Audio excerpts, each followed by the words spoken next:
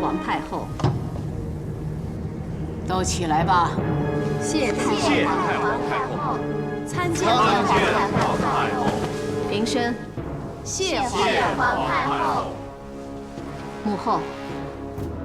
母后要想见谁，去把她召到长信殿便可，何须移驾到此？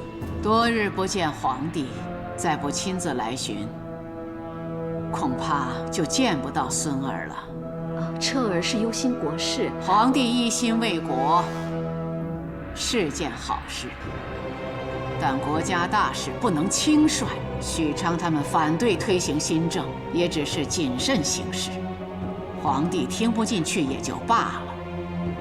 可是现在居然不上早朝，还久居妃妾殿中，这像话吗？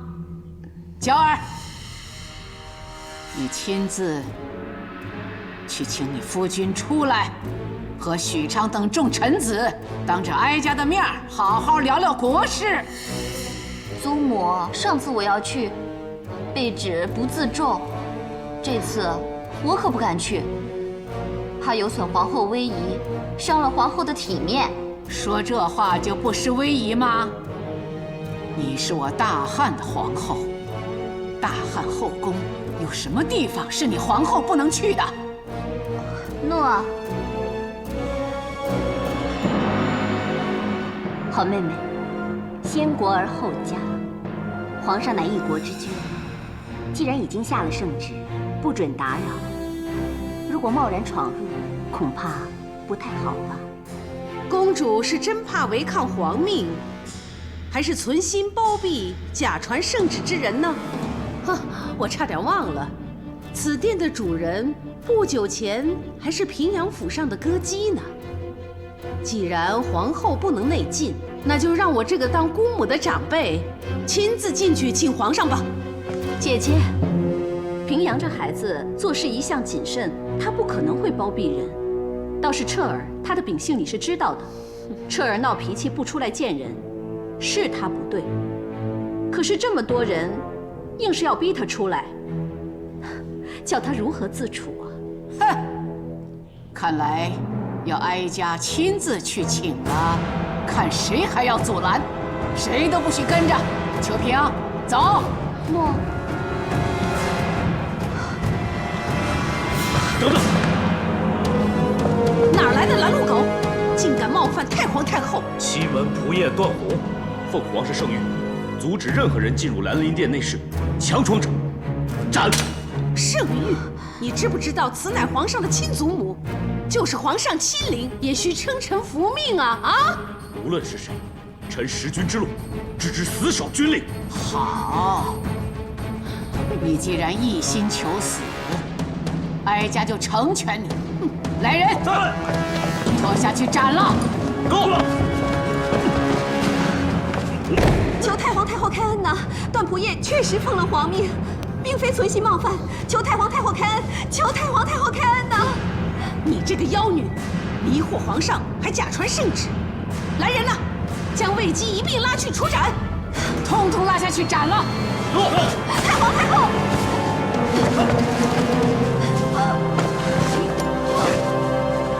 本大哥不要！皇上不在兰陵殿。皇帝在哪儿？孙儿在此。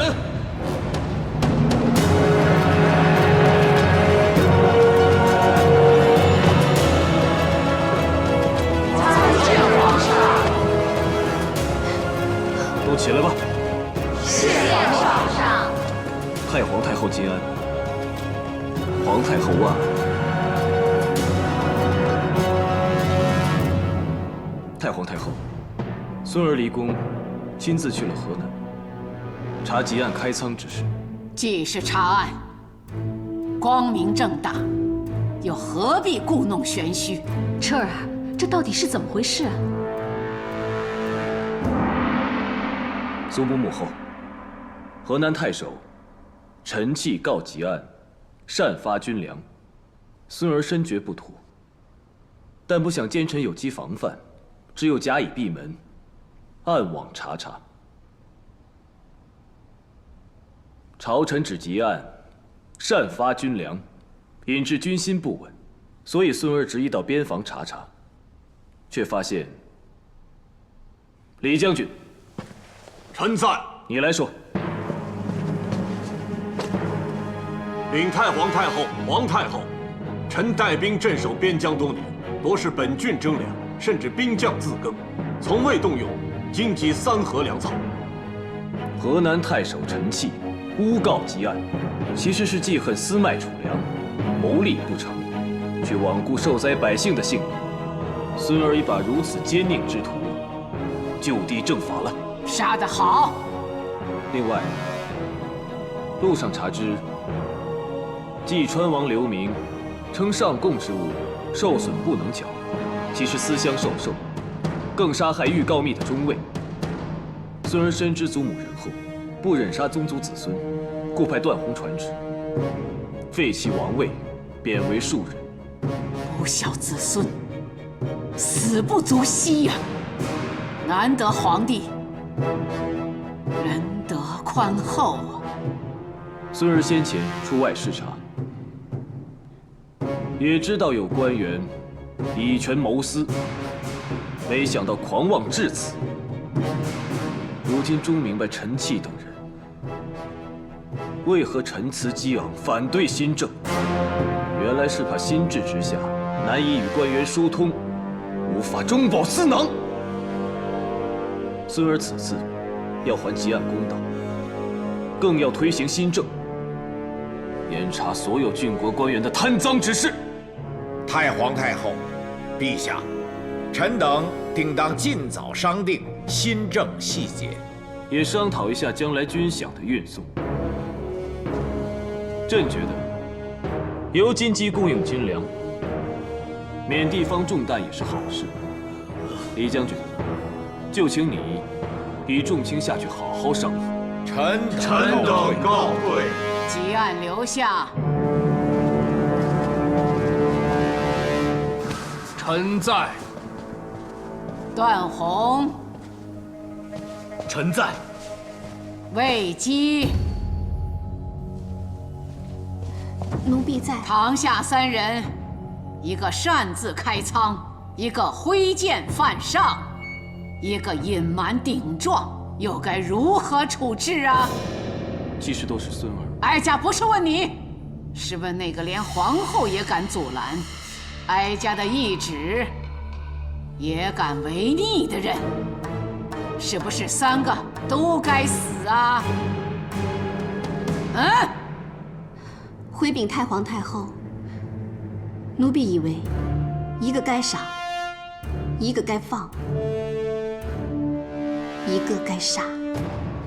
那哀家问你，谁该赏，谁该放，谁又该杀呢？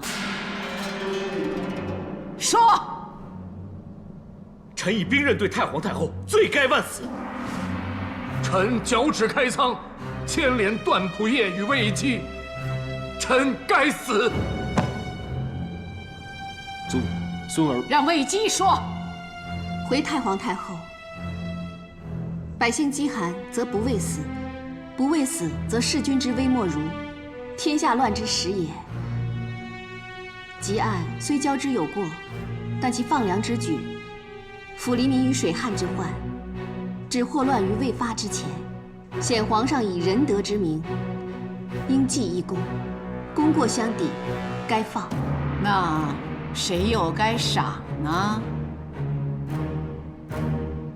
昔日，宋国被楚国围攻，解阳受晋景公之命救宋，不料途中被楚庄王擒获，反要他附送劝降。解阳假意答应，脱险后却宁死也要从晋君命，而被楚庄王。解阳坚持，承命为信，最终楚庄王赦之，而晋君绝之。今段宏受皇命，背礼而承命，忠君而信诺，该赏。那该杀的，就是你了。兰陵殿闭门拒客，虽是对君上守诺，但欺瞒太皇太后与皇太后却非圣意。奴婢作为臣下，作为晚辈，令2位太后奔波伤神，难辞其咎，该杀。说的合情合理呀，母后。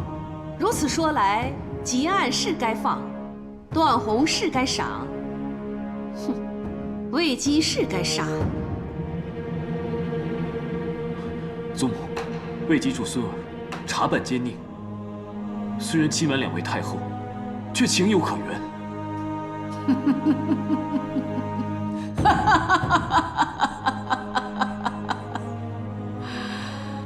好一句情有可原呐！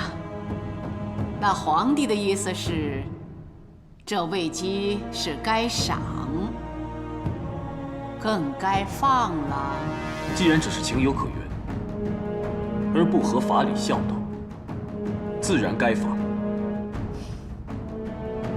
就罚魏姬1年内不予封号，着令继续学习宫规宫礼，以彰显太皇太后仁慈。好，好，好，彻儿，那2个人又该如何处置呢？即按开仓赈灾，功过相抵，迁为荥阳令。段宏冒死守命，忠信可嘉，赏金500。你等3人还不快谢恩？谢太谢太皇太后、皇太后、皇上隆恩。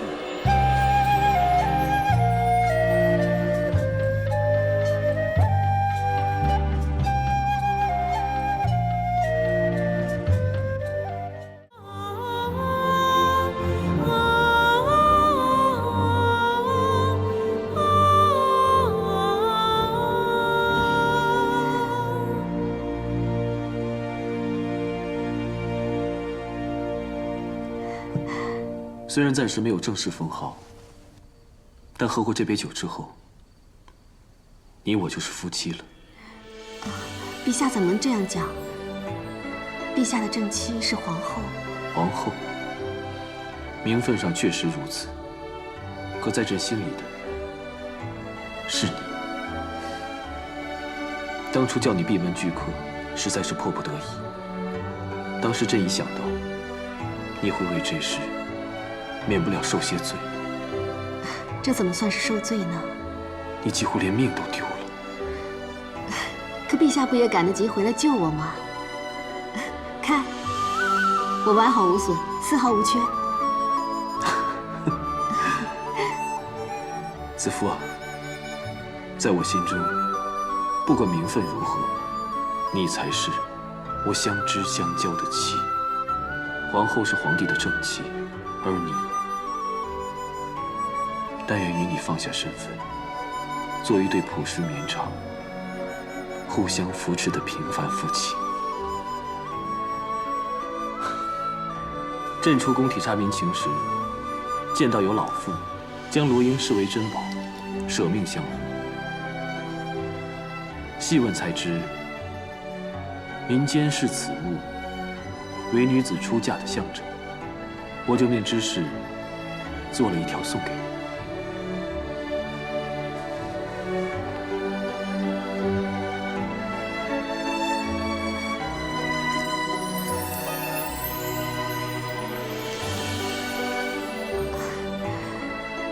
在子夫的故乡，女子出嫁，母亲会一边叮嘱，一边为心腹系上罗缨。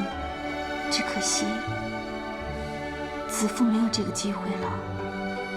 你当初进宫的时候，连个正式的仪节都没有，这罗缨就聊作弥补吧。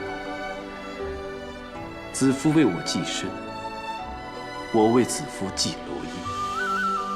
陛下，当年高祖皇帝与戚夫人也曾以五色缕相机定情，名为相连爱。送你此物，也是以一缕细丝，紧系你我一生情分。但愿执君之手，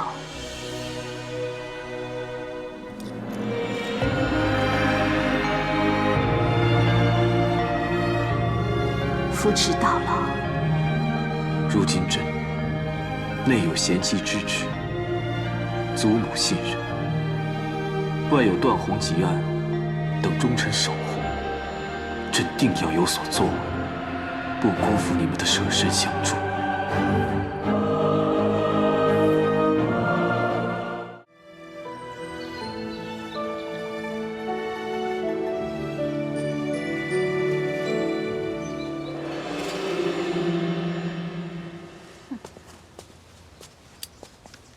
哟，妹妹这是在做什么呀？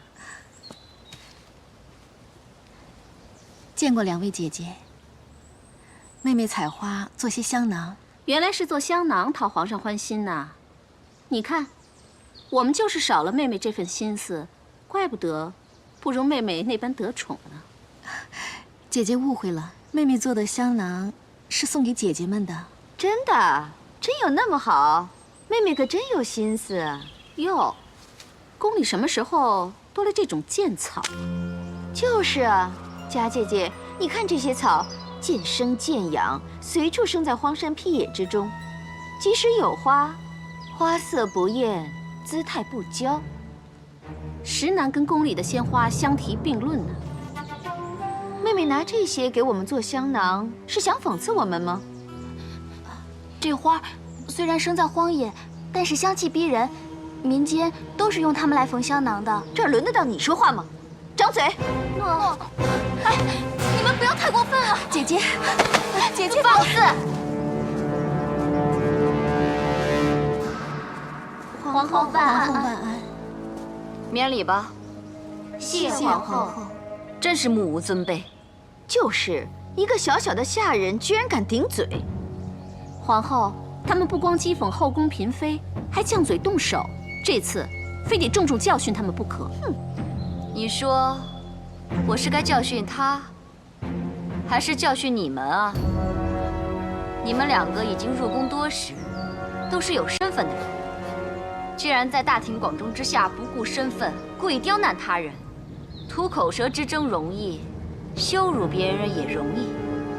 可是，这是后宫的相处之道吗？是皇上愿意见到的吗？本皇后来了，你们还要搬弄是非？你们眼里还有皇上，还有我这个皇后吗？皇后受罪。你们刁难的是魏姬，应该向她赔罪。请皇后不要责怪两位姐姐，她们也只是把心里的话说出来。她们说的没错，奴婢也觉得山花难比宫华艳。她们只是想教导奴婢宫里的尊卑礼数，奴婢受教了。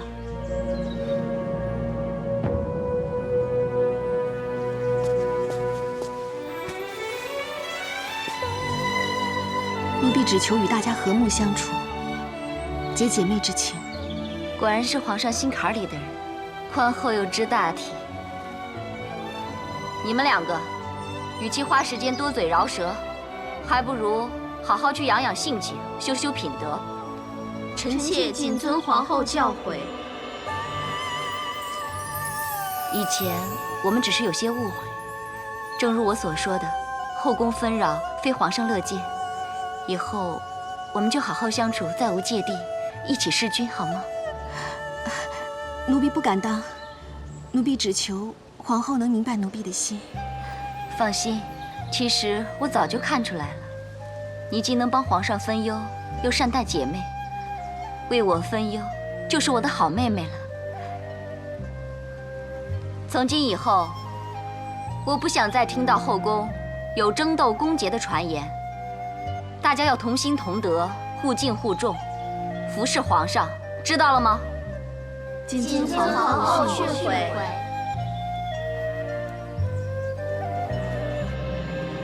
哎，过来过来，啊，来，过来过来，放这儿啊。嗯，小心啊。知道了。母亲，这些全是皇后送过来的，没想到吧？佳儿，礼物都可以照单全收。只是食物嘛，我可就不敢吃了。谁晓得里面有没有？不要命了？易叔叔，易叔叔，没事吧？我本来有命呢，被你这么一拍呢，我就没命了。我不是怕他有毒吗？嘘，皇后所赐，你竟敢说有毒？嘿嘿，你放心，如今什么形势啊？皇后哪敢惹是生非啊？要真是这样，不就和你一样傻了？吃啊！喂。这个世道可真够现实的。太后刚赐了子夫花露，游了湖，皇后就马上见风转舵，来拉了我们子夫了。哎呀，你看事情真简单呀！哎，你看啊，就像这流心糕，外皮虽然是甜的，但里面的馅儿呢却是咸的，表里不一呀。所谓拉拢呢，当中大有文章。易叔叔，那会是什么文章啊？嘿，我女儿问你话呢，你说呀，答不上来啦。哎，好啦，是什么文章都不重要，最重要的是，我跟他们终于有机会和平共处了。我相信假以时日，诚心以待，他们会接受我的。是。接受他？哼，我看到他就想吐。我堂堂一个皇后，竟要讨好一个佳人子，还要以姐妹相称。如今连太皇太后、皇太后都对他另眼相看，我们怎么好再从中作梗？那些环柴尔道也很贵重，真是便宜了他。如今你跟皇上之间的隔膜渐深，你就不得不忍上加忍啊，娇儿。想不到这个贱人如此有心计，先是甘丹、狐媚妖姬这污名，一个翻身，原来是替皇上办事，还一副委屈可怜的样子，功他全领了，我输得好不甘心啊！要论输赢，现在也太早了。他既然故作大方得体，你就要好好利用啊。现在他就是带你回到皇上身边的小舟，你暂且当他是一条船，用完即弃不就成了？可是我一想起他那故作善良的模样，我就觉得矫情。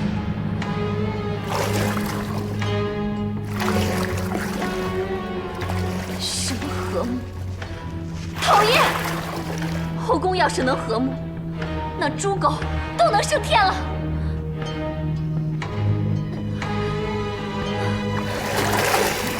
哎，下去，下去，下去，下去！母亲，好痒啊，越来越痒，我受不了了。哎呀，这玉燕粉是薛御医祖传的秘方，韩嫣说当年曾轰动民间，让不少本来无所出的都能怀胎，十分的有效。可是母亲，我真的受不了了，太痒了。哎呀，就算受不了了也要忍啊！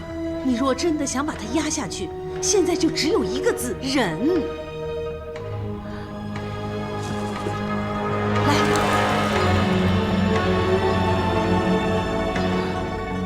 好，待我怀上龙翼那天，我一定要那贱人百倍偿还。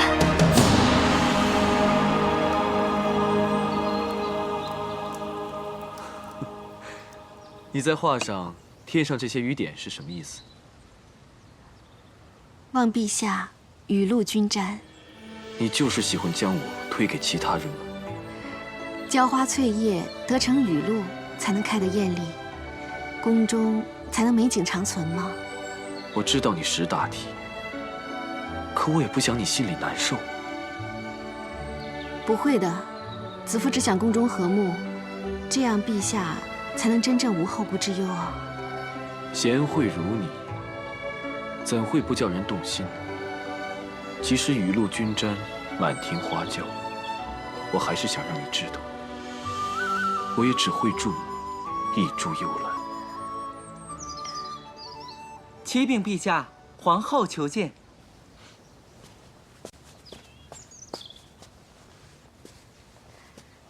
陛下晚安。参见皇后。起来，起来。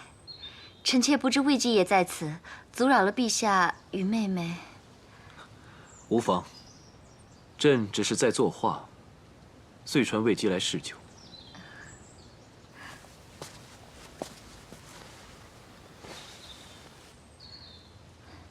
这里繁花似锦，难怪陛下有此雅兴。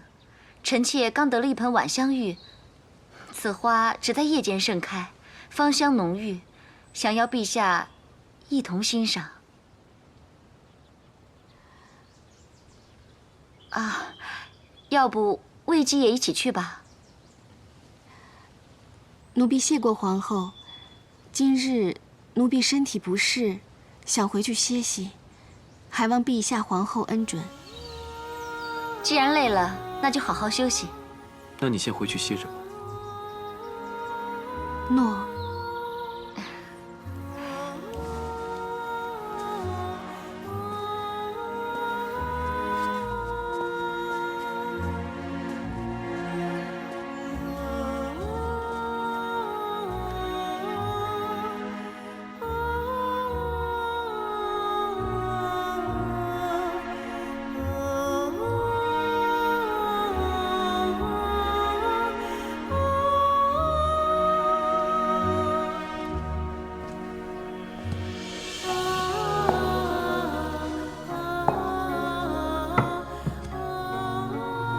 看着皇上和他人而去，心里很难受吧？不舍是有，没有难受。刚才卫青来过了，提起你们母亲的寿祭，说今年兄长姐姐们回长安，问你能否相续。没想到，这么快1年又过去了。去年就没赶上，那今年……自从我们一家分散各地，每年就盼这一天，与兄姐们共聚天伦。你就别想那么多了，深入宫门那是说出去就能出去的。可是我真的很挂念他们。子夫啊，去年出不去是因为皇上不在，可今年皇上在宫里，而且他现在还这么宠你，这么疼你，只要你跟他求情，他一定会让你出去的。说的也是啊，我常占帝宠，已经惹来不少怨怼，岂可再恃宠生骄，坏了宫中的规矩？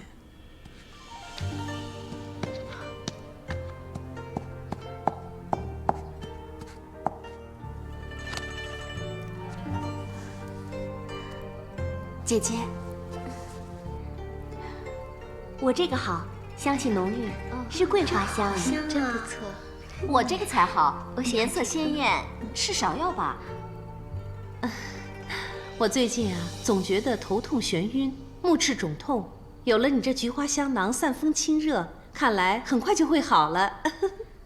你们手上的都不及我这地黄香。是啊，皇后何等尊荣，就只有地黄香才能相称。好香啊，好香啊！你这个是吗？这里好热闹啊！参见陛下。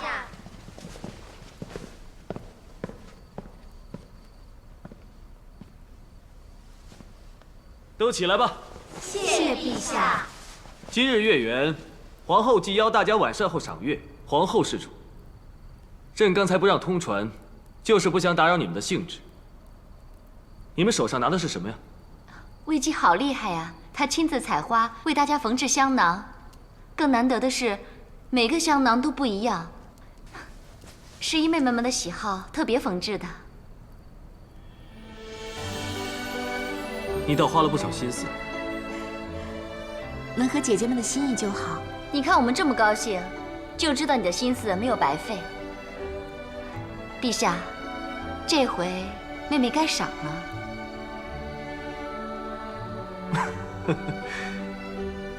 那皇后认为该赏什么？只怕金银财宝入不了妹妹的眼。那日我见一侍女躲在一角哭泣，一问，原来是私家。魏姬进宫以后，从未探望过家人，想必魏姬也是个恋家之人。陛下可否恩准魏姬出宫，与家人团聚呢？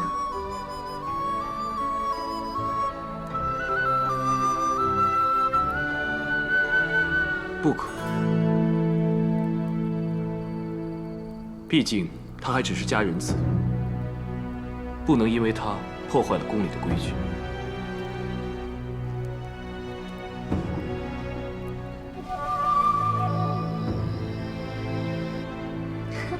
还以为他要风得风，要雨得雨。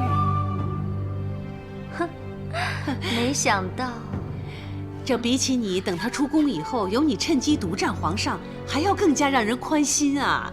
可不是，皇上回绝他的时候，他那不可置信的表情，哼，我想想就开心。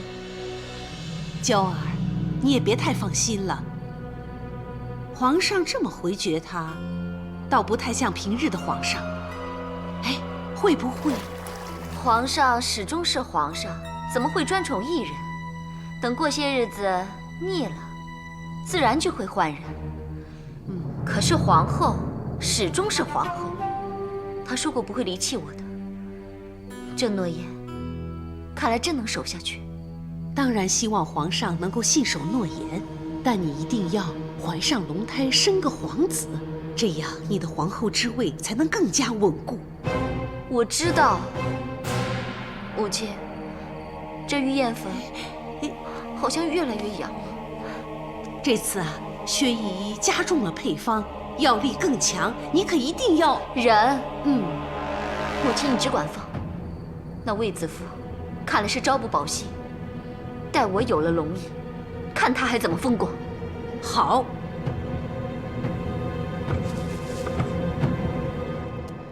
还差易叔叔的烤肉东西就齐了。不知道卫青他们买了什么酒祭母。皇上这次也不知道是怎么回事，连皇后都开口了，他居然还是不许。依我说呀，男人都是一个样，心肠硬，再疼再爱也只会跟你讲规矩。也不能怨皇上，毕竟他是一国之君，万事都要顾虑周全。我现在有你们母女陪我一起祭母，也很好啊。祭拜之后，我们要痛快的吃喝，母亲要看着我们开开心心的。花椒烤肉来喽！哎，其他东西准备好了没有啊？好了，都好了啊。先去蔚兰亭那边叫酒拜祭。哎，走。魏姬，皇上召你现在去湖心亭，魏姬今天恐怕难以分身了。诺。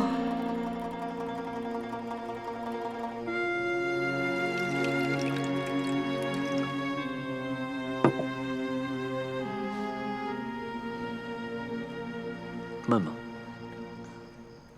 不闷。看来该奏乐助兴了吧？诺。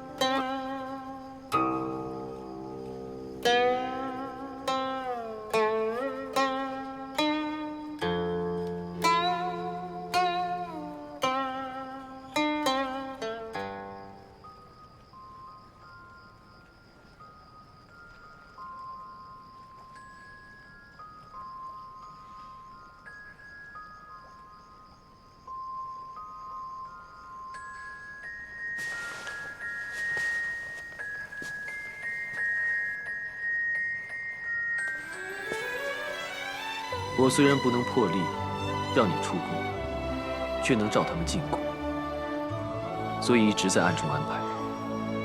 那天在交房殿，皇后提出让你出宫，我也曾犹豫，要不要继续隐瞒你。如今看到你惊喜的模样，我就知道，当日的决定是对的。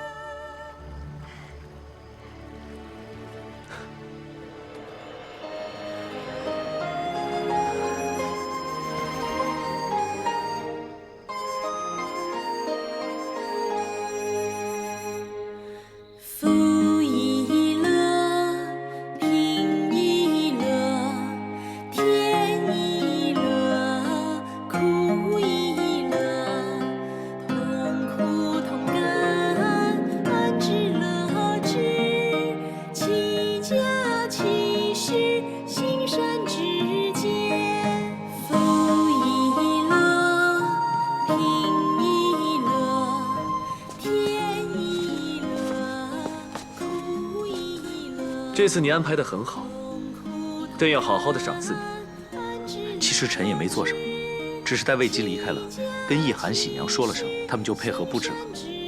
朕不是说这个，若不是你，朕不会知道他与家人一年一聚之事，也不会看到他如此爽朗兴奋的笑容。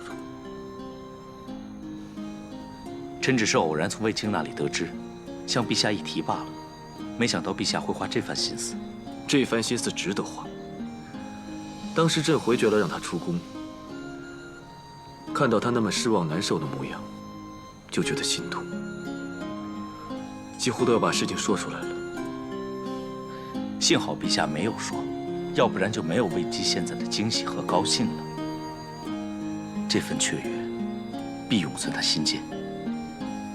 这也不枉朕陪他难受多时。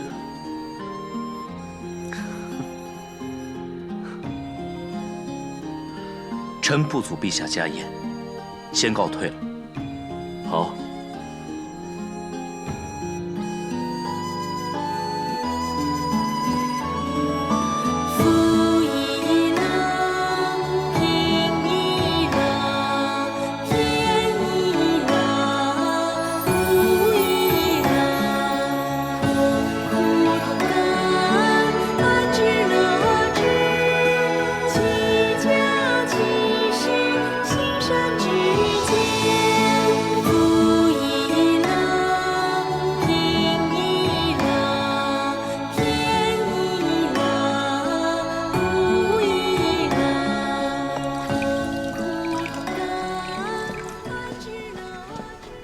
你们别拘谨，今日是魏家的家宴，就当朕来沾光好了。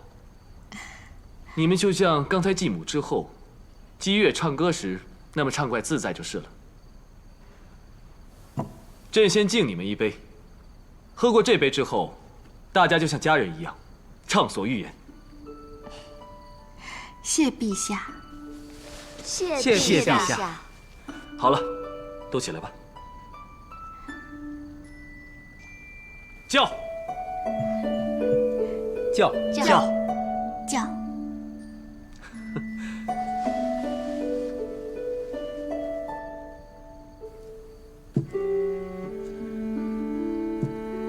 你们刚才唱的那首歌谣很有意思，是民间常唱的吗？是我们乡间一位夫子编的，好让学生们容易记得他所教的处世之道。他教得很好，要是天下人都学他的处世之道，那就太平了。这父子还在吗？朕真想重重赏他。那回雨灾，各自逃难之后，就没有人见过周夫子了。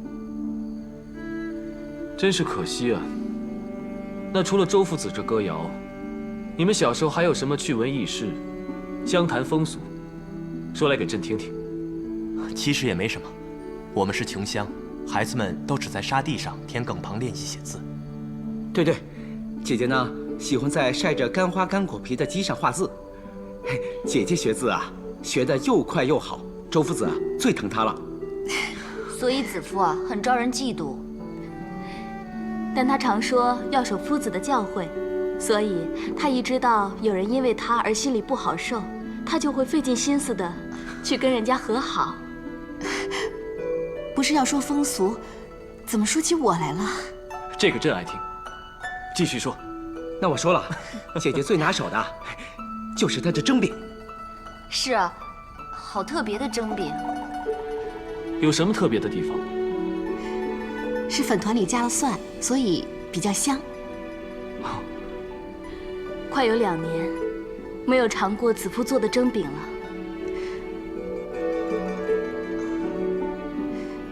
陛下如不介怀，奴婢这就去蒸饼，有叶寒叔叔还有沈家他们帮忙，很快就能好。好，你去吧。朕也想尝尝你做的蒸饼。诺。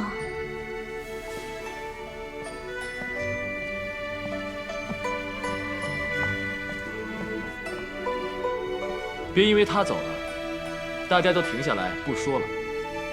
朕真的想知道些民间的趣事，继续说。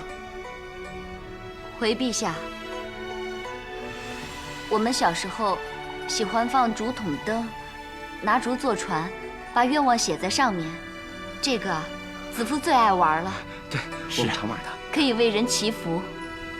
竹筒灯，朕好像见他做过，上面放花瓣，对吧？没错，还有一阵儿，我们还爱玩结发。结发。参见陛下。看此发丝，有粗有细，非一人所有，是男女定情之俗。你将此物随身携带，想必它的主人是你朝思暮想之意中人吧？到底是谁？是臣数年前戍守边关时相识的女子，不过如今那女子已嫁作人妇。臣参见陛下。你可知欺君何罪？臣愚昧，未知陛下此言所指。臣万万不敢欺君。你跟朕说你与关外女子有结发之情，这是真的吗？你说结发是关外的民风习俗，这又是真的吗？你还敢说没欺君？陛下，请听臣解释。你无需解释了。此事已有证人，卫青。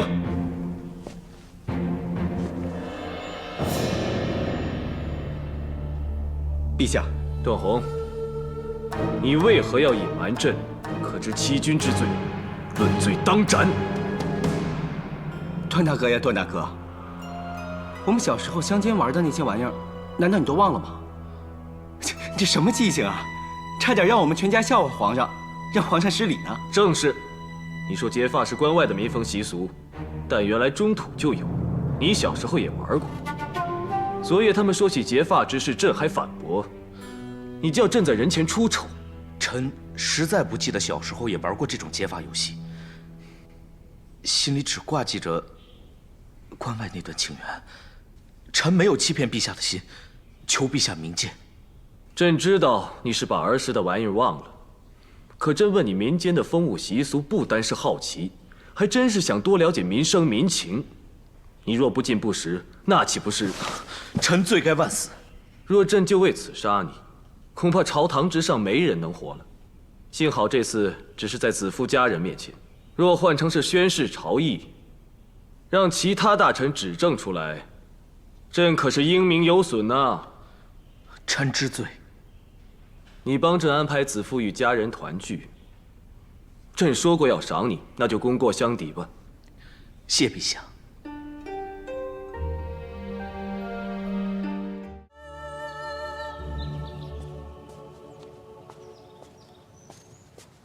卫青，沈家，姐姐，弟弟怎么会在这儿？哦，今天君侯本来约了与工匠议事，突然不用我跟去了，所以我闲来无事，回来找易大叔请教些事情。那就好，以后闲来无事就多去找他，会有收获的。哎，你们怎么在这里啊？宫里要设夜赏花，这里要搭戏台，子夫担心这里鸟巢被毁掉，所以呀，过来帮女儿搬家。怎么了？你今天有没有去过蔚兰亭摘花？你怎么知道的？这个是苍耳的种子，宫里只有通往蔚兰亭的路上长有苍耳。你今天还摔了一跤，没有受伤吧？这你也知道啊？因为你的躯躯上有污泥迹嘛。脸也脏了。你的耳环少了一只。应该是今早跌倒时掉落的。哦，那应该还在那边，我先去找找。子夫，我先去找一下耳环，马上就回来。去吧。弟弟现在观察入微啊，挺好。原来事事留神，果然有用处。弟弟，你不是要找易叔叔吗？快去吧，他今日要出宫采货，去晚了就来不及了。不用我帮忙吗？你记得平阳府的书阁吗？我以前每天爬上爬下去打扫，这种小事还要你帮忙吗？快去吧。那姐姐小心一点。嗯。陛下，这次的脚底戏跟以前的大不相同，戏台要够大才气派，又可以让宫里更多的人观赏，增进大家的感情。既然皇后有此安排，窦红，到时候太皇太后也会来看戏。戏台上下的侍卫如何分配，你全权安排。诺。关于建台的工匠，臣妾已经安排好，各宫殿的人也都通知了，陛下只要来看戏就好了。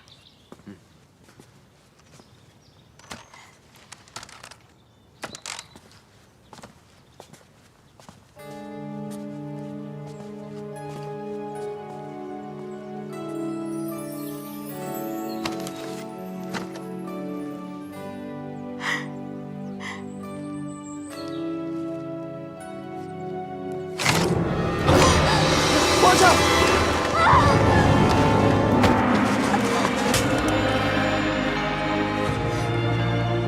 你没事吧？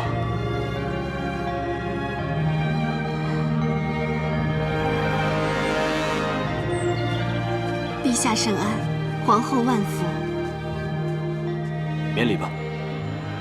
全部安好，魏姬请放心。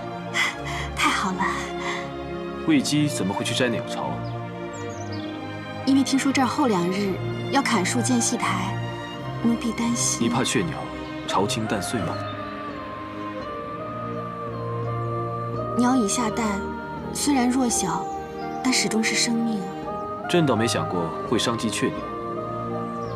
皇后，在这里建戏台，要砍不少树，不如像往常一样，在殿内看戏吧。那就在殿内看吧，陛下喜欢就好。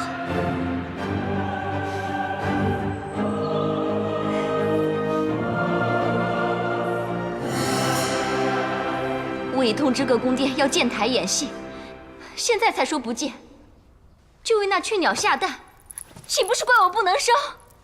皇上还在下人面前甩开我，去救那贱人，让我这皇后颜面何存？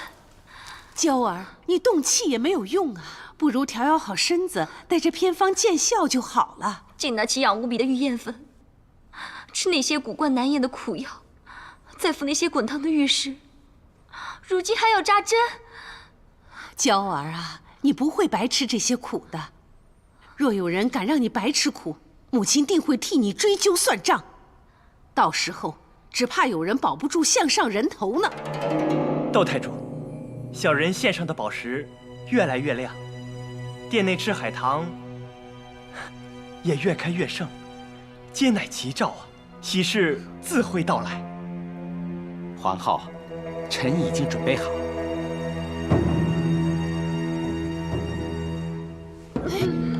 薛御医，给皇后瞧瞧。薛御医，快点儿！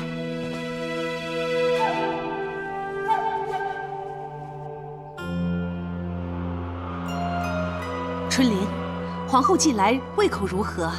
回窦太主，皇后近来胃口不好啊。哎，院士来了吗？没有来。真的呀？哎呀，哎，薛御医，皇后究竟怎么样啊？薛御医，你快说啊！往来流利，入盘走珠，应指圆滑，回旋前进。哎呀，到底怎么样啊？你快说呀！啊！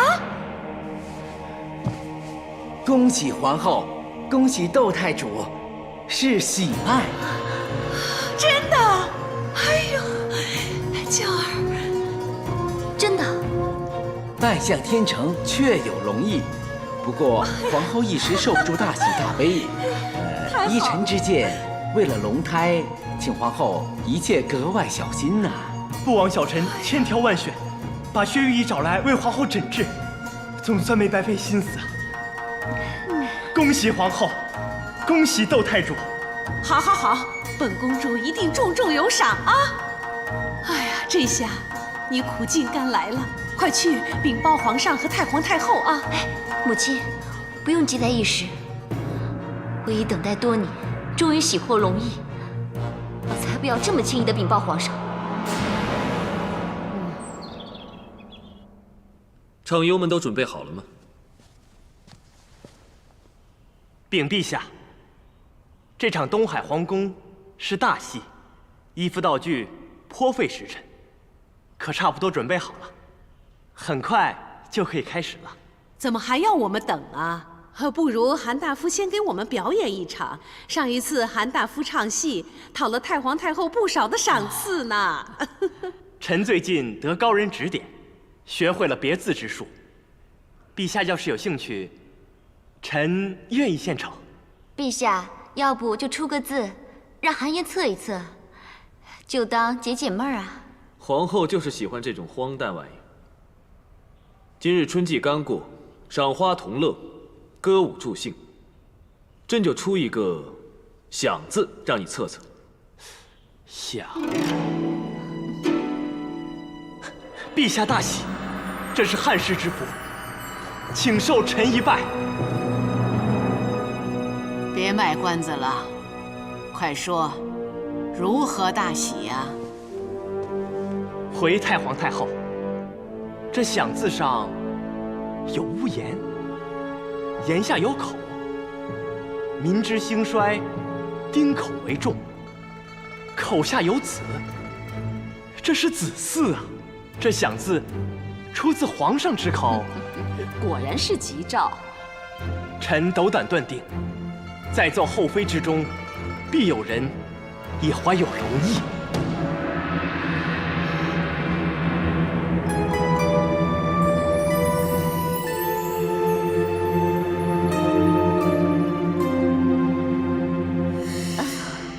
你怎么了，娇儿？你怎么了？娇儿，是不是饮多了，要回去休息了？其实娇儿近日食欲不振，还常常觉得恶心难忍，头晕乏力，晚上又嗜睡多梦。那是否看过御医？臣妾看过御医，御医说皇后有了身孕。真的吗？是。此等天大喜事，为何不早说呢？臣妾是想等再稳妥些，因为毕竟这是皇上的第一个子嗣，所以还是谨慎些好。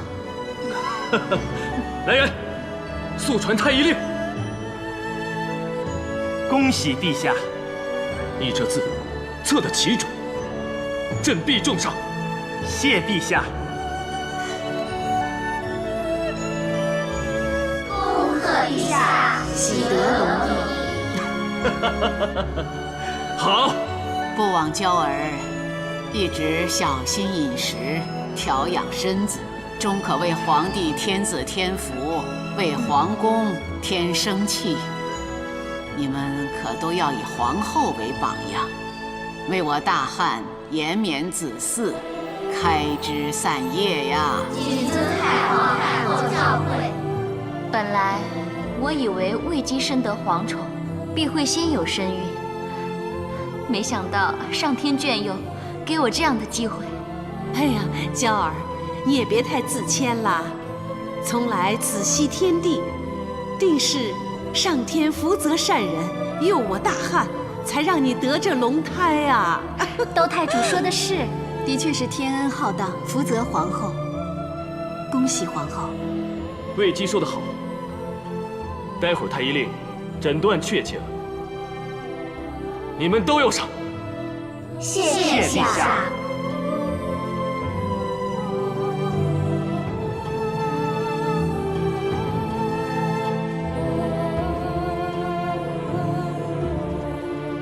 往来流利，入盘走珠。龙胎可安好？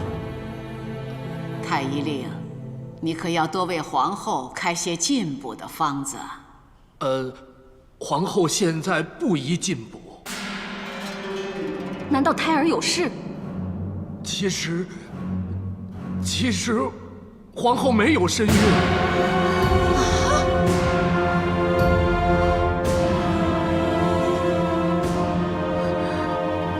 皇后说，曾有御医诊她有孕，可你说没有，到底谁对谁错？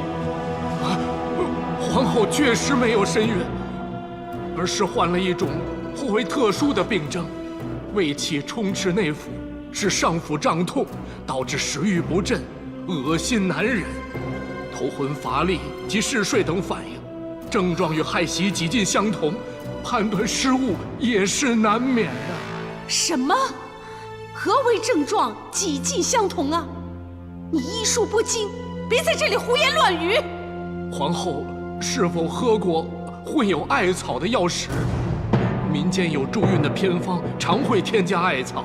这些艾草具有驱寒收血之效，也会导致月事不顺，常令人误会有喜。而且御医应该给皇后施过针灸。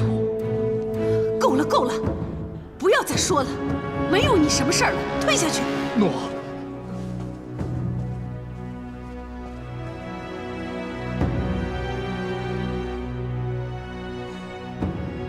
皇后既然是病了，那就好好调养吧。娇儿，不要太过伤心了，你还年轻，来日方长，现在调养好身子，日后一定会有机会的。祖母是不是累了？啊，是啊，今天是的确有点疲累了。那孙儿先送祖母回宫吧。你们继续看戏尽兴。不过皇后身体不适，也不宜玩得太过。恭送太皇太后，恭送陛下。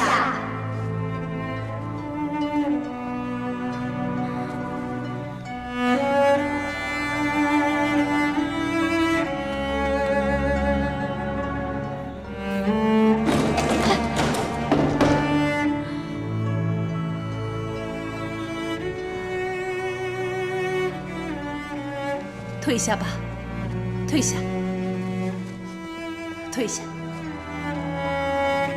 娇儿，母亲，找到那个庸医没有？哎呀，他一定知道事情败露，早就逃出宫了。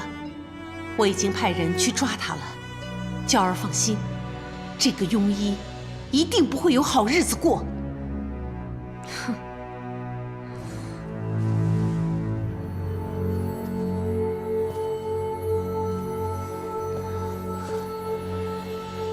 不是跟我一样，还说要扬眉吐气，要风风光光，结果却在所有人面前丢尽了脸。皇上始终没有怪罪于你，也没有深究我们常试偏方之事，证明皇上还是很顾及你的颜面啊。哎，娇儿，我现在还有什么颜面呢？哎呀！那个贱人一定笑破了肚皮，皇上也一定恨死我了。祖母当时期盼的笑颜犹在眼前，大家的甜言蜜语犹在耳边。不管他们是不是真心，我都觉得好幸福，娇儿，好风光。还有那个贱人。阿谀奉承，皇上一直都看着我，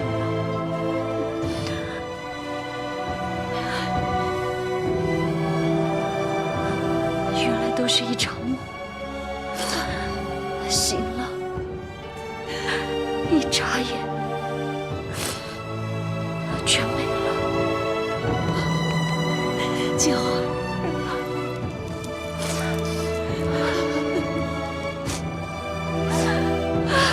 别难过了，娇儿。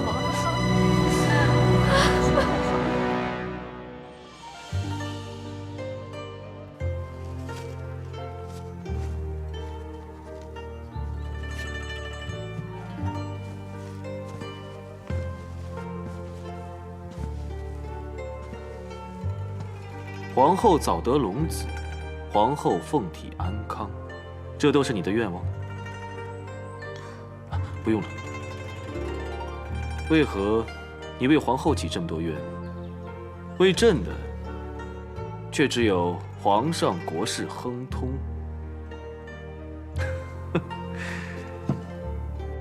还以为你会说皇后不是，陛下却体健安康，所以还是得为皇后多祈点福。可不就是为了这个？记得上次你做这种竹筒灯的时候，是皇后受了伤，朕来图个清静，你却一个劲的只问她，让朕好难受。后来，陛下出巡济民，我们一别就是1年。是啊，有些事情原来是不会改变的。你跟从前一样，不论别人如何待你，你都会诚心以待，衷心祝福对方。奴婢所能做的不多，所以只有祈求上苍，希望后宫人人幸福安乐，而我能与皇后和其他姐姐们和睦共处。真的可以吗？你如此聪慧，应该知道皇后只是表面与你交好。你见她今日以为自己怀孕，那种意气风发，却在言谈之间讽刺你。皇后说的话句句都很得体，奴婢倒不觉得在讽刺我呢。要是宫里人人都像你一样，即使没有孩子，朕起码能心安。愿意让朕帮忙吗？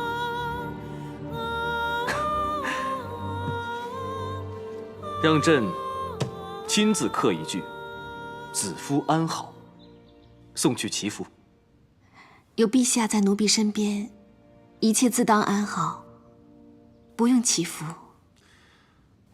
朕明天又要走了。李广报称边疆有异，朕准备去一趟上郡夫市，亲自查看。那里风沙猛烈，陛下要注意身体。朕倒是没什么，可朕最放心不下的就是你。之前朕2次出宫，你都几乎出事。这次皇后心情又不好，不知道会不会又生出什么事端。慎重起见，朕已命段宏留守宫中，保你安然无恙。谢陛下，奴婢自当做好本分，不会惹皇后烦心。请陛下安心出巡。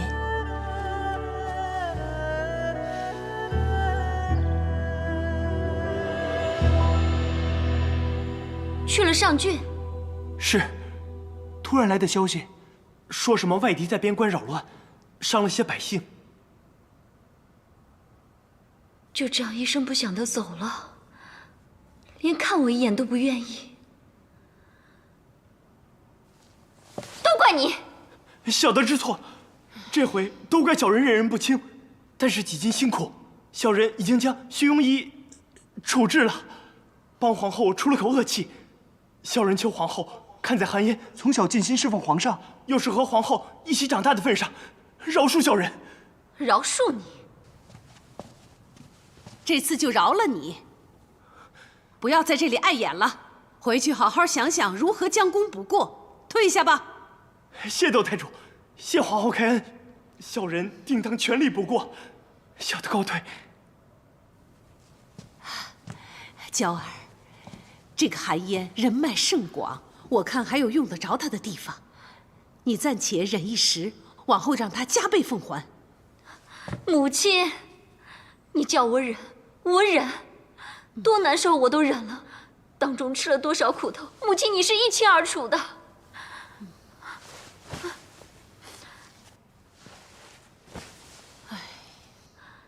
可你看我却落得如此下场，皇上连一句道别也没有就走了。皇上乃一国之君，当然万事以国为重。你若再这样自怨自艾下去，只会把皇上推得更远。这不是给了那个魏姬机会了吗？来日方长，我倒要看看魏姬那个贱人，她能够得意到什么时候。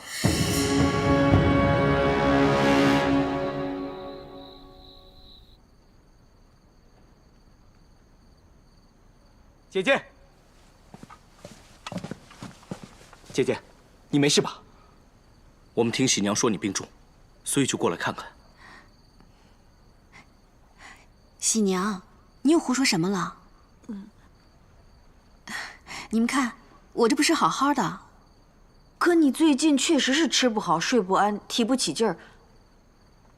我不过是说的夸张了一点儿。我只是小事，如今要卫青赶来，又让段大哥连夜奔波，若耽误了段大哥的公务或者休息，叫我如何心安呢？皇上命我保护你，你的安危就是我最重要的公务。虽然没有喜娘说的严重，但你的脸色不太好，真的没事吗？我没什么，可能是皇上不在，我总有点担心，所以心绪不宁罢了。还是叫御医来吧。嘉儿刚去请了。哦，那待御医来，确定你没事，我再回去。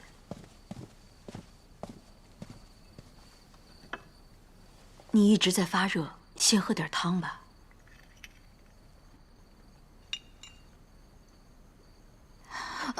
姐姐，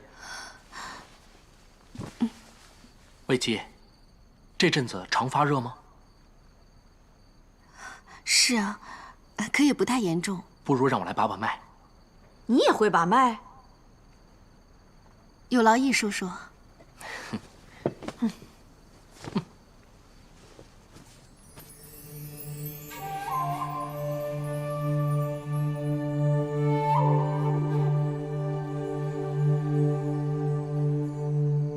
怎么样啊？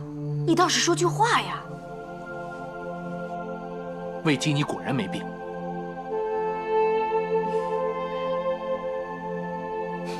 你有喜了。你到底懂不懂啊？别不懂装懂，这种时候乱说有龙胎，可是犯大忌的。魏姬，当日皇后说有喜，她那种种症状你都有吧？我是有点头晕、恶心、身体乏力，以为是季节变换所致，就没有在意。那你这还越说越像了，难道真的有喜了？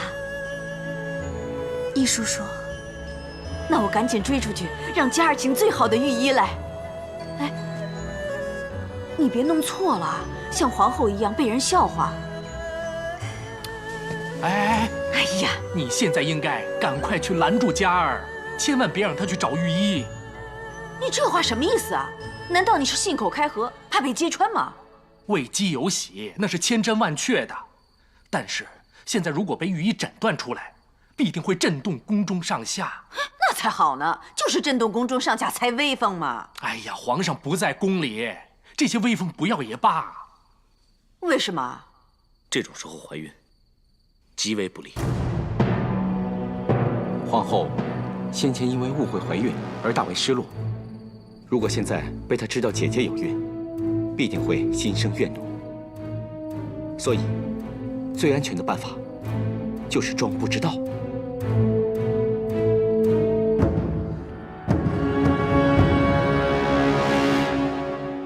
各机器的饮食、药用都一切如常，没有人拿什么安胎助孕之药食吧？没有。哼，那就好。皇后，虽说一切如常，唯独兰陵殿那边记录不全。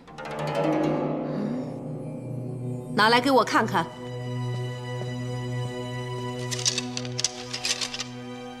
他最近应是时候找鲍世成检查，但因事没去。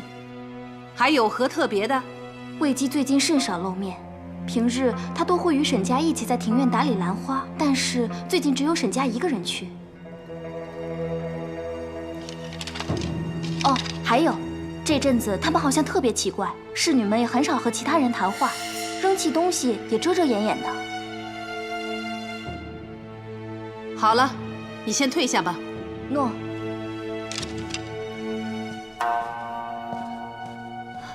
母亲，那个贱人不至于这么好运吧？别急，先查清楚。那个贱人要是怀孕却秘而不宣，可就太好了。这世上意外之事常有，一个不小心，随时都有可能滑胎。既然谁都不知道这个小贱人她有身孕，如果出事，那可怪不了谁，只能怪她自己了。这就是聪明反被聪明误。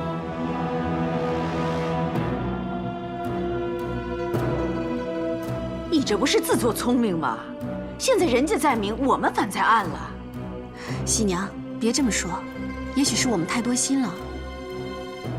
子夫，若不是我亲眼所见，我也不相信，真的有人进来翻我们的东西。其中一个我认得，应该是交房店的人。那些安胎的药渣有没有被他们捡走啊？我也不确定。本来搁着煮菜的时候烧掉的，也不知道有没有被他们捡去一些。我仗着能在宫中自由出入，本想越过御医给姐姐拿药，如今看来，还是被他们识破了。既然他们这么想要查根究底，就让他们知道的更彻底吧。什么意思啊？不是说要保密吗？此一时，彼一时啊，你没听说过吗？用兵贵乎多变，看来当下保护姐姐最好的办法，就是让宫中上下都知道姐姐怀了龙裔。那该如何弄得宫中上下都知道呢？难道要像皇后那样照大家看一场脚底戏吗？这倒不必，只需告知一个人就可以。对，一个人知道就够了。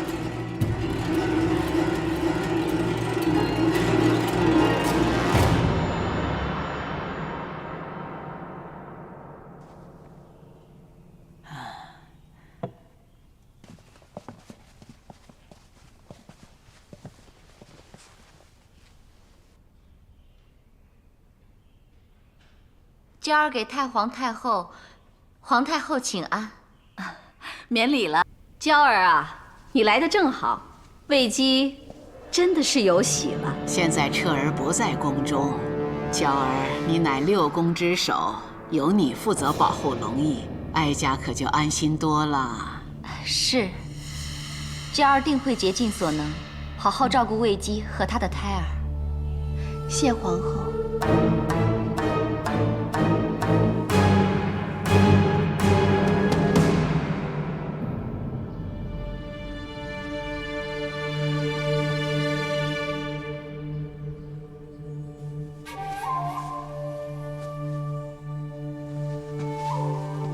禀皇后，魏姬脉理平稳，胎正气顺。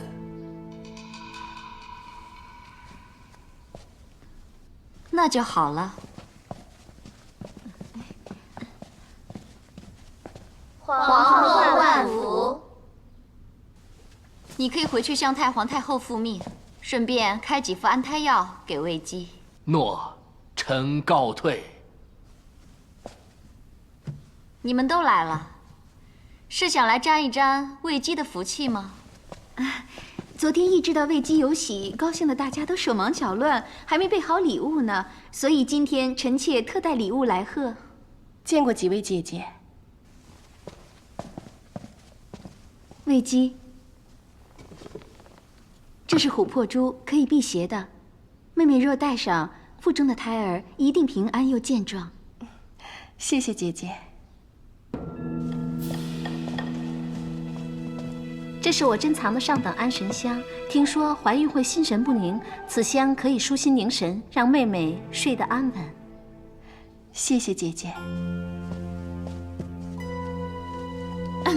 好了好了，不要缠着魏姬了，你们把礼物放下就好了。人家有身孕，身子容易疲累，大家坐一阵就回去吧。可是我们还是要多走动走动比较好啊。魏姬不但有皇上宠爱，还怀有龙子，这往后母凭子贵，我们不来多沾沾福气，怎么成呢？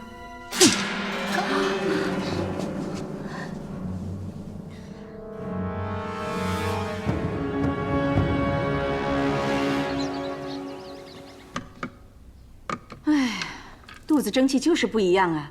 那个什么姬说什么来着？要常来沾沾福气。以前啊，谁把我们这个兰陵殿放在眼里？现在可好，原来看不惯我们子夫的，都抢着巴结他。你说说，这什么世道啊？哟，卫青走起路来都威风不少啊！来找你姐姐的。好。她累极了，正在休息，你等会儿吧啊。好。这些都是各位嫔妃送过来的。可不是嘛，你姐姐现在是大红人儿，连我们下面办事的都有人来奉承。奉承什么呀？哦，你是不是私底下收了谁什么好处，要替他美言呢？你别说那么难听好不好？大家都是看着子夫的面子，我只是盛情难却罢了。哦，这些呢？哎呀，你好大胆呐你！连给子夫的你都私吞了？我没你想的那么卑劣，是子夫说的，东西够用就好，重复的、无需要的可以分给我跟嘉儿。对，你有理，你有理。反正啊，你有个争气的主人，你和嘉儿以后就富贵无忧啦。你还好意思说？都是因为你。我嘉儿当年是高子夫一品的，何来如今他是主，我嘉儿是仆？送来的东西多了，才轮得上我们去捡。当初若不是你害我们嘉儿出丑，说不定他早被皇上选中了呢。你到现在还说这个呀？这个人有个人的命啊！你是说我嘉儿就该给人家当婢仆吗？哎呀，哼！枉我这般悉心栽培他，那次若他被看中了，就不用我劳心了。现在进了宫都出不了头，他就是整天傻乎乎的，什么也不去争，只懂着低头拿些针线。哎，新娘，女工做的出众，这也是很好的。女工出众有什么用啊？粉妆不爱涂，绫罗不爱穿的，还能指望她找个猴王将相做夫婿吗？人家子夫都怀了龙翼了，你说我急不急？哎呀，人善天不欺，心善自有天佑，你这是白着急呀！别在这里说风凉话了。她若是你女儿，我看你急不急？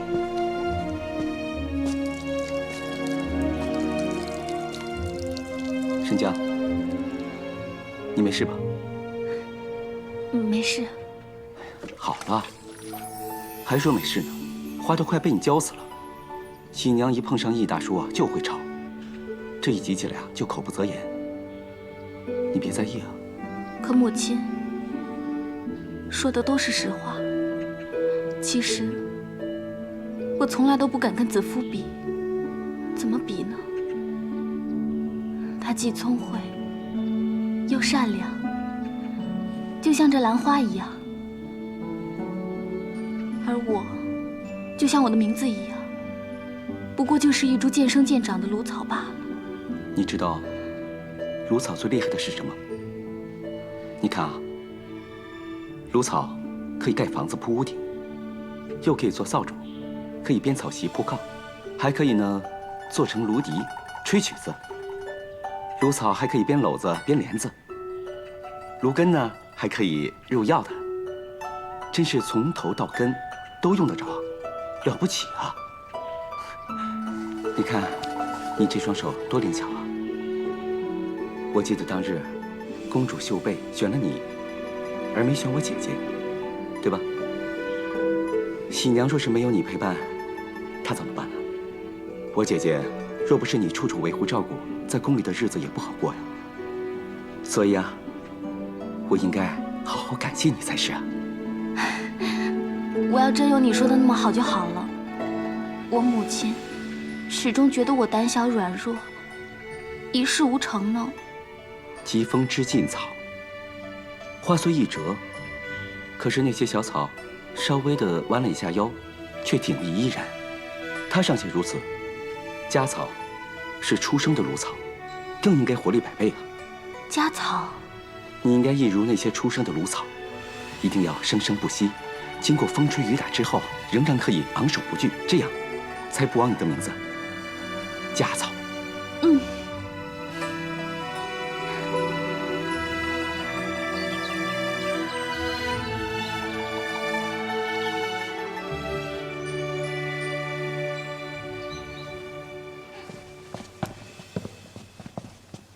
参见公主。勿需多礼。知道你姐姐有了身孕，我很高兴，本想着亲自去探望她，但最近君侯忙于四处找建功的良木，很多封地的事情要我接手代办，所以一直没有闲暇。公主有心了，我姐弟二人一直承蒙公主关照，感激不尽。目下一切顺利，公主不用劳心。顺利就好。你入府，莫非有事找君侯？是，朝廷已经把建真宫的征地款批下来了，我来特意告诉君侯。思和，去请君侯出来。诺。征地的事情都解决好了吗？难道有困难吗？恐怕黄金万两，也难以让村民满意。交出土地。为何会这样？这些村民竟然如此贪心。公主误会了，并不是村民贪心，而是他们不愿破土迁坟，惊扰先人，为的是孝道。可君侯，他不是这么跟我说的。君侯一直以为，立志所在，万事可成。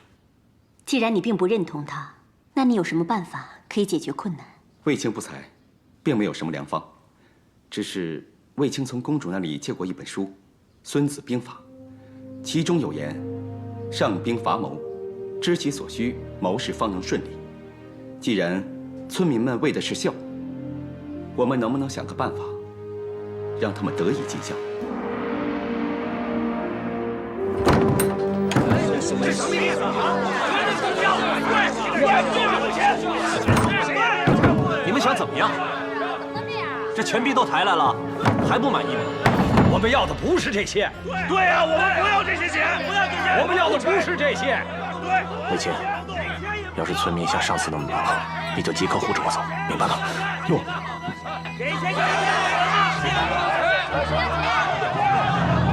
快走！平阳公主驾到。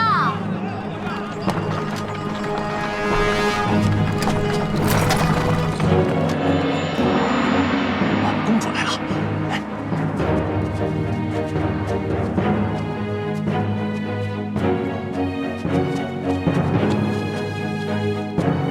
夫人小心，这些都是危险的。君侯放心，本公主是当今皇上的亲姐姐，平阳公主。平阳公主万福！都起来吧。我今日来有2件事。第一，你们之前伤了官兵，朝廷念及你们是为了保家园、存孝义，网开一面，不予追究。谢公主开恩。第二，人有恒言，皆曰天下国家，天下之本在国，国之本在家，家之本在身。人人为国出力，以扬家声，以立功名，本为好事。你们何以明顽反抗？这岂不是有违忠孝之道吗？公主，迁坟破土，恐先祖不宁，只怕忠孝难以两全呐。无故迁坟，当然是大忌。但如今皇上欲建宫室，这关乎我大汉国威的社稷大事，功在千秋。你等为国出力，于朝廷有功，光宗耀祖。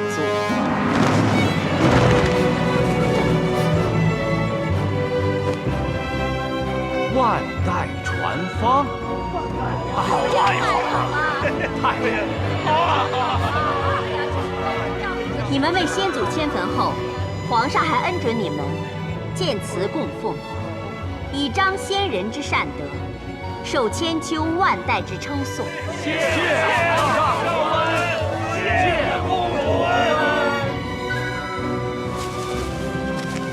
你们以后啊，不要再闹事，换块良田，继续耕作祭祖。好，是，好，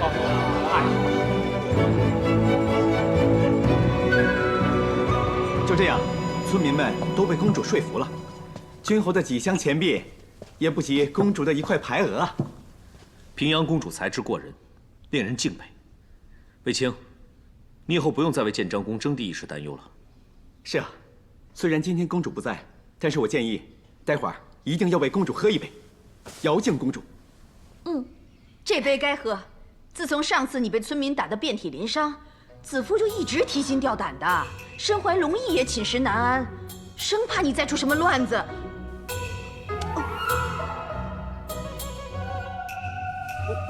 哎呀，不关我的事啊！我本来不想说的，是你姐姐她自己看出来你受了伤，我也是没办法呀。你又不想让你姐姐知道，她只好假装不知道喽。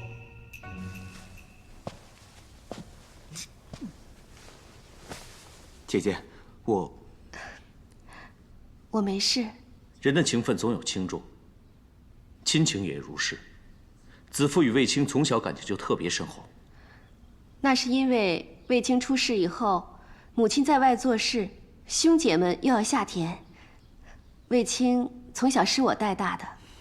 卫青，你姐姐对你的关爱之情，不是其他姐弟能比的。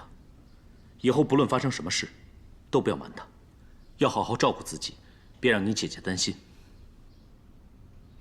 姐姐，我答应你，我以后一定会事事留神的，我会好好保护自己，不会让你再忧心。笑了就好，子夫，你以后一定要多笑一笑，将来啊，你的孩子才会越来越可爱。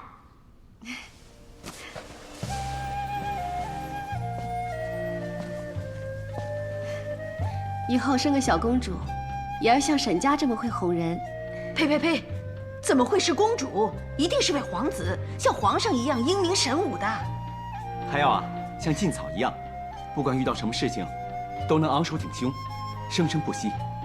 也要像他舅父一样，勇猛上进，待人以诚啊。如果还能像段大哥一样，武功非凡，忠义双全，就更好了。哎，还要像我这样啊，厨艺一流，口才了得。你有什么口才？只是耍嘴皮子的功夫罢了。少在这儿胡说八道的，拿菜去。哎，喂，走。你这。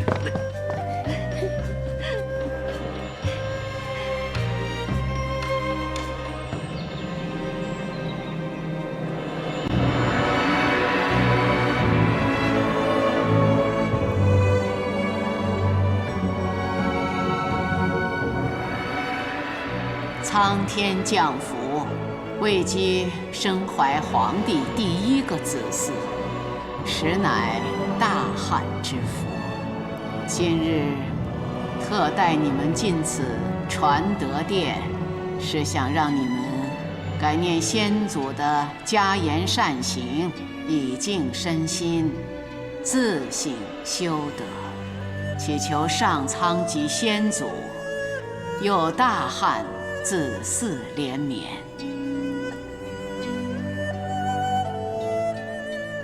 卫姬，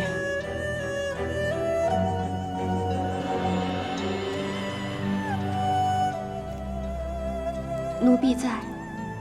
上前谢苍天之恩，慕先祖圣德，祈求福音，高泽胎儿。诺。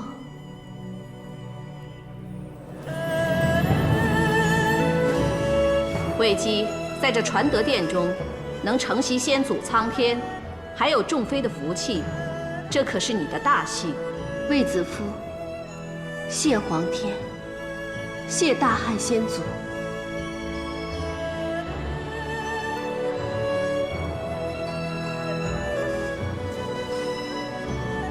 今后，我与太皇太后将会在此闭关静修，以求大汉子孙万世延绵。